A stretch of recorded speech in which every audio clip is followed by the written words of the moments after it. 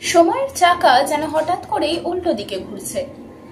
যে চীন কিনা দুদিন আগে পর্যন্ত ভারতকে নিজের শত্রু দেশ বলে মনে করত, তারাই কিনা আজকে সন্ধি করতে চাইছে ভারতের সঙ্গে। যদিও তার বেশ কিছু গুরুত্বপূর্ণ কারণ আছে, তবে তার মধ্যে একটা কারণ কিন্তু নজরে আসছে সবচেয়ে বেশি। হঠাৎ কেন এই সন্ধি? কি কারণে ভারতের বন্ধু দেশ হতে চাইছে চীন? নিছকই সুমতি, নাকি এর পেছনে রয়েছে অন্য কোনো রাষ্ট্রীয় স্বার্থ? ভবিষ্যতে কি ভারতকে সামনে রেখে নিজের আখের গুছিয়ে নেবে চায় না? প্রশ্ন উঠছে, প্রশ্ন জাগছে মানুষের মনে। আর এই সব প্রশ্নের উত্তর আমরা জেনে নেব আজকের প্রতিবেদনে। নমস্কার, আমি প্রার্থনা, আপনারা দেখছেন বিবিধ নিউজ। ঘটনাটা যা হয়েছে তা হলো, পাকিস্তান হঠাৎ করে চায়নাকে চোখ রাঙানোর উদ্যোগ নিয়েছে। এর কারণও আমাদের সবারই খুবই ভালোভাবে জানা আছে। ক্ষমতা থাকুক বা না থাকুক, মাঝে মধ্যে একটু লাফালাফি পাকিস্তানকে করতেই হয়। তো গত 28শে নভেম্বর দ্য ইকোনমিক টাইমসের পোর্টালে একটি খবর প্রকাশিত হয়েছিল যে ভারত সফলভাবে তাদের K4 সাবমেরিন লঞ্চড নিউক্লিয়ার মিসাইলের পরীক্ষা চালিয়েছে, এবং তা হয়েছে আইএনএ আরিঘাট থেকে। এবং তারপর থেকেই পাকিস্তানেরও ইচ্ছে হয়েছে তাদের নিউক্লিয়ার ট্রায়াল কমপ্লিট করার। আবার এই কাজ করতে গিয়ে পাকিস্তান চায়নাকেই চোখ রাঙিয়ে ফেলেছে।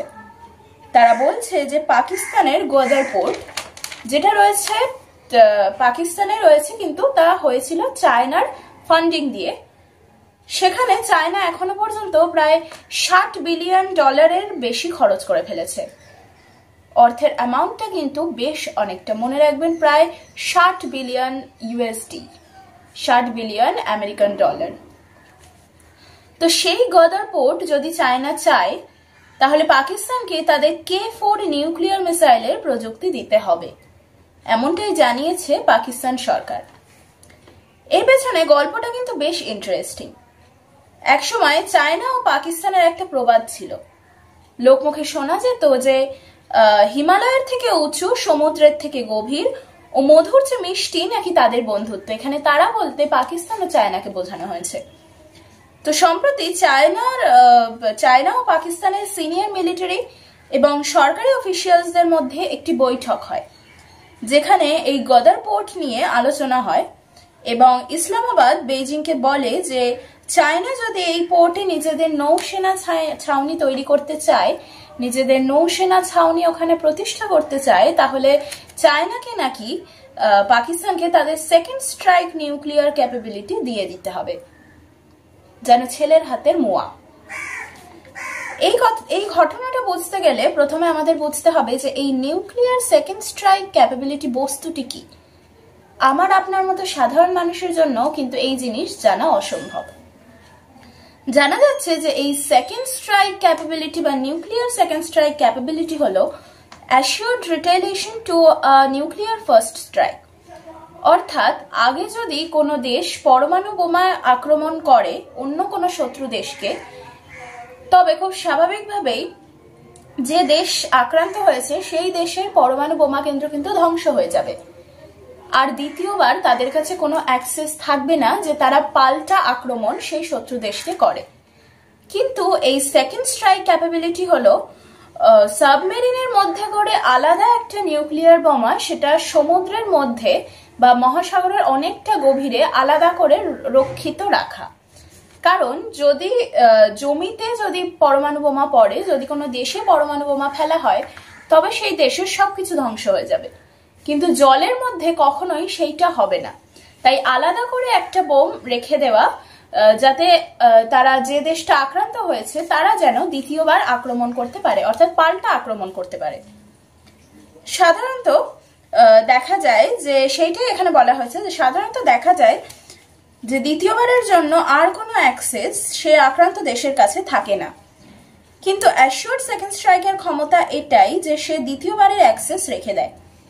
ভারতের নতুন সেকেন্ড স্ট্রাইকটি 3500 কিলোমিটার, অর্থাৎ প্রায় 3500 কিলোমিটারের রেঞ্জ সম্পন্ন। এবং এক্স্যাক্টলি এই জিনিসটিরই দাবি পাকিস্তান করছে চায়নার থেকে। কিন্তু পুরো ব্যাপারটাই চায়নার কাছে একটা সেটব্যাক হয়ে গেছে। কারণ পাকিস্তানের হুমকির সুর চায়না কিন্তু খুব একটা ভালো নজরে দেখছে না। দাবি করছে যে পাকিস্তান নাকি যখন গদার পোর্ট নিয়ে চুক্তি হয়েছিল তখন নাকি তাদের নিশ্চয়তা দিয়েছিল যে এই গদার পোর্টই পাকিস্তানের চাইনিজদের নৌসেনা শিবির হবে। চায়না চেয়েছিল যে এই নৌসেনা শিবিরের আন্ডারে যতগুলি যুদ্ধ জাহাজ তাদের রয়েছে সেইগুলি তারা এই গদার পোর্টে ডক করবে, কিন্তু তখন কিন্তু বলা হয়নি যে এর ওপর কোন রকম পাল্টা দাবি থাকবে, কিন্তু এখন তার অন্যথা হচ্ছে। প্রমাণ হিসেবে কিছু তথ্যও লিক হয়েছে গণমাধ্যম ও বিভিন্ন সমাজ মাধ্যমের কাছে। অন্যদিকে পাকিস্তান সরকারও পাল্টা দাবি জানাচ্ছে। তারা বলছে যে এই সব চুক্তি নাকি কোনোদিনই হয়নি, এই সবই বেকার, সবই উল্টো পাল্টা কথা, সবই ভ্রম। স্বভাবতই এতটা পরিমাণ অর্থ হারিয়ে যে $60 বিলিয়ন তারা ওই গদার পোর্টের পেছনে খরচ করেছিল তা কিন্তু হারিয়ে চীন বেশ কিছুটা আশাহতই বলা যায়। এখন সাধারণভাবেই পাকিস্তানের মতো দেশের থেকে তারা যে আবার সে $60 বিলিয়ন ফেরত দেবে এমনটা আশা করাও কিন্তু ভুল। চায়না চেয়েছিল যে তাদের এই গদার পোর্ট যাতে তাদের পাকিস্তানে থাকা নিজস্ব একটা নৌসেনা শিবির হয় এবং সেখানে তাদের বেশ কিছু যুদ্ধ জাহাজ রক্ষিত থাক, কিন্তু এখন বর্তমানে পাকিস্তান সেটা অ্যালাউ করছে না। সুতরাং বলা যায় যে পুরো ঘটনাটা কিন্তু চায়নার জন্য একটা বড়সড় ধোঁকা। চীনের এখন এমন অবস্থা হয়েছে যে চীন কোনো কুলি সামলাতে পারছে না। যেমন বাংলাদেশের সঙ্গে বাণিজ্যিক সম্পর্ক খারাপ হয়েছে, ঠিক সেরকম ভাবেই তাদের মধুর যে মিষ্টি বন্ধু পাকিস্তানের সাথেও কিন্তু ধীরে ধীরে বচসা হচ্ছে চীনের। সব দিক থেকে কি তাহলে একা হয়ে যাচ্ছে চীন, নাকি আবার নিজের গরিমায় নিজের ক্ষমতাতেই সবটা ফিরে পাবে আগের মতো? তো এই ঘটনার পর পাকিস্তান নাকি ঘোষণা করেছে যে আর চীন নয়, এবার তারা সন্ধি করবে ইউএস এর কাছে। স্বভাবতই পাকিস্তান কিন্তু একটা বড় দাও মারতে চাইছে। পাক চায়না সম্পর্কের এই অবনতিকালেই আবার সুসম্পর্ক তৈরি হয়েছে ভারত ও চীনের মধ্যে, যা আমরা প্রথমেই বলেছি যে কয়েকদিন আগে পর্যন্ত যারা যে চীন ভারতকে নিজের শত্রু দেশ বলে গণ্য করছিল, যে চীন ভারত চীন সীমানার বেশ কিছু রাজ্য যেমন অরুণাচল প্রদেশ ওদিকে লাদাখ দখল করে নিতে চাইছিল, যা নিয়ে কিন্তু মাঝখানে যুদ্ধও শুরু হয়েছিল, সেই চীন হঠাৎ করে আজ ভারতের দ্বারস্থ। কয়েকদিন আগেই ভারতের জাতীয় নিরাপত্তার প্রধান উপদেষ্টা অজিত ডোভাল বেজিং এ বৈঠক করলেন চীনের বিদেশমন্ত্রী ওয়াং ই এর সাথে। জানা গেছে যে এই বৈঠকে দুই দেশের মধ্যে সন্ধির পাশাপাশি সীমান্তে উত্তেজনা নিয়েও আলোচনা করা হয়েছে, যা এক্ষুনি বললাম। বাংলাদেশের সঙ্গে বাণিজ্যিক সম্পর্ক নষ্ট হয়েছে চীনের। ওদিকে ডোনাল্ড ট্রাম্প ইউএস এর ক্ষমতায় প্রত্যাবর্তন করার পর ফের ভারত পরিণত হয়েছে আমেরিকার বন্ধু দেশে। আমরা সকলেই জানি যে ডোনাল্ড ট্রাম্পের সঙ্গে কিন্তু ভারত সরকারের বেশ সুসম্পর্ক রয়েছে। তাই হয়তো একুল উকুল দুকুলি বজায় রাখতে ভারতের দিকেই তাকিয়ে রয়েছে চীন। তারা ভাবছে যে এবার যা করবে ভারতই করবে। প্রশ্ন উঠছে যে তাহলে কি পরিণতি হবে ভবিষ্যতে এই চিরকালীন প্রতিবেশী দেশগুলির?